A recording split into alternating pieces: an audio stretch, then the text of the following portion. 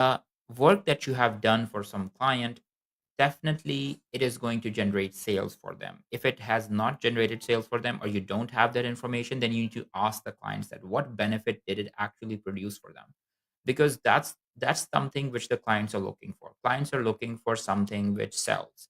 Clients are looking for something which converts them clients and converts them customers. If your project or your skills or your services are not going to do that for them, then it's going to be very difficult. So you need to very clearly show how your services are going to reflect the results that you have produced before for some other clients that you can do for them as well. So that's the basis of the portfolio. So let's talk about some more things about portfolio. So the key line or the key part of portfolio is that it should be massively appealing, right? So it should have ideally these three different distinct features. The first one is diverse.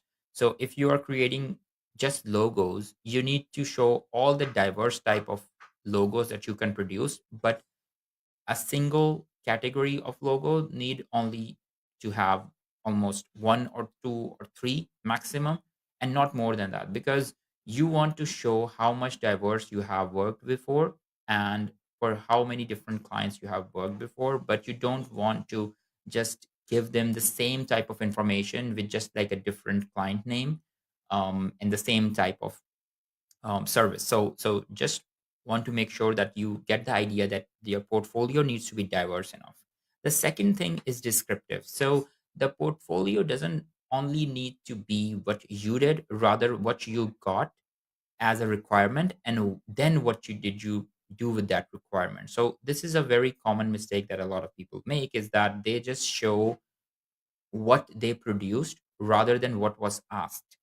And because when you combine these two, what was asked and what you produced, if you combine those two, then it becomes a descriptive portfolio. Then it becomes a really, really good portfolio, because people will say, okay, this person had only received these many instructions, but they were able to produce out this results.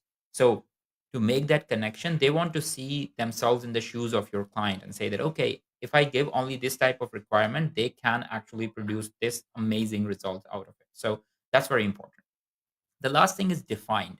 So and it works along with this line of description as well, is that anything that is defined is much more preferred than something which is not defined.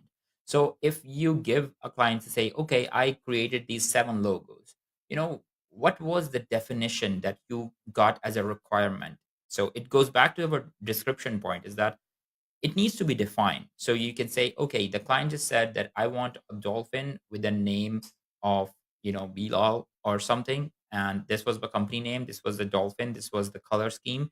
And this is what I produced. So if it's defined, then it's very likely that you will get a client to respond, or you will get a client to be interested in your services, because they would know that, okay, this is the type of definition that I need to get for these guys, and they are going to produce this type of results for me, or this person is going to produce this type of results for me. So that's a very important thing.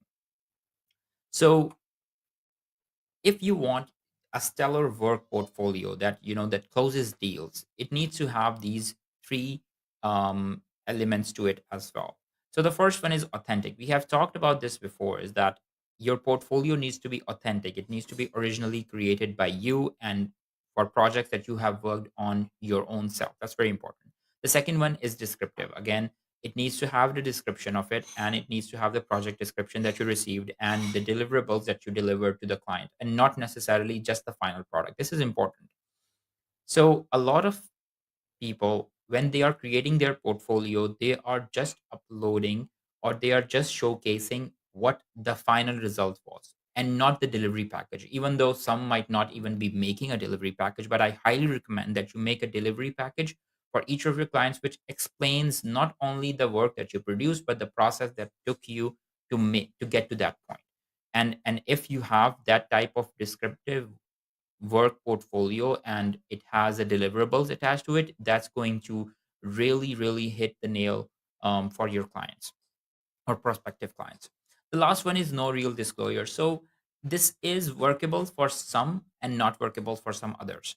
But I highly recommend people to not disclose their client's name, any history you have with them, any other details which are not necessary for you to put in the portfolio. You should avoid that because the clients would be seeing themselves in the shoes of your as a prospective client or your future client, and they would say that, okay, if I work with this person, they are going to display my work or the work that they did for my project, and they will be disclosing it like this in their portfolio. So just keep it very confidential.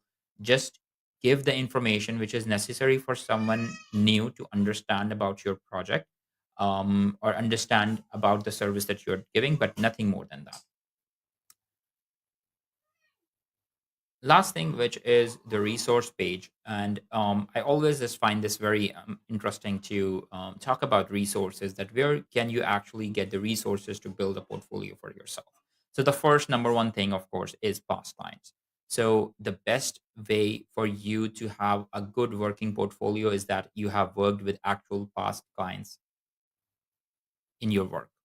The second one is self-created. So these are works that you have done yourself. So these are projects that you have done yourself, not necessarily paid by someone, but you can create mock-ups. That is also another type, but self-created is more like you just create something on your own. And because it is originally created by you, again, this works for some services. This does not work for every type of service. So you just need to be careful about that. The third one is voluntary. So this is the work that you have voluntarily done for a client who was not necessarily paying you for your services, but you went out of the way and actually worked for them and produced them results. If that's the case, it's really amazing that you can do that.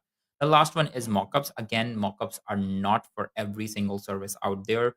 It might work for some, it might not work for some others, but I would really recommend that if you are using mockups, you need to be very clear that this is a mockup and not an actual paid past client that you have worked with. I think if you combine all these four, you will get a really, really stellar portfolio that is able to sell and really able to showcase the work that you have done in the past.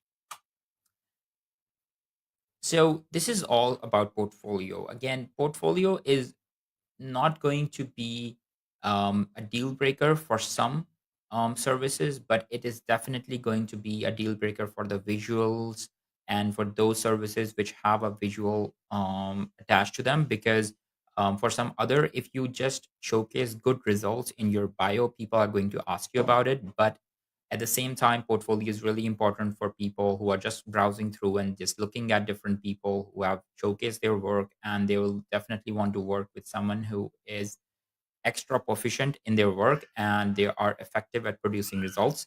Everyone is going to prefer them. So that's it for this video. Thank you for watching. I'll see you in the next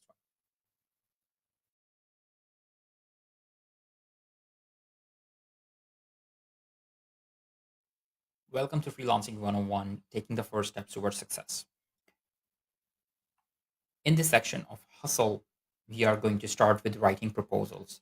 It is easily one of the most important elements of applying to a job is how much good you are at writing proposals. And ensure that you are making notes throughout each video to help your learning. That's going to be very important, especially for the things that now we are going to cover from this section forward. So let's talk about proposal. What is a proposal? Proposal basically has three sections, you can say. The first one is your introduction, what you have done, who are you, and what you have done for your clients. That's the basic of introduction. The second one is to reflect the problem that the customer or your client has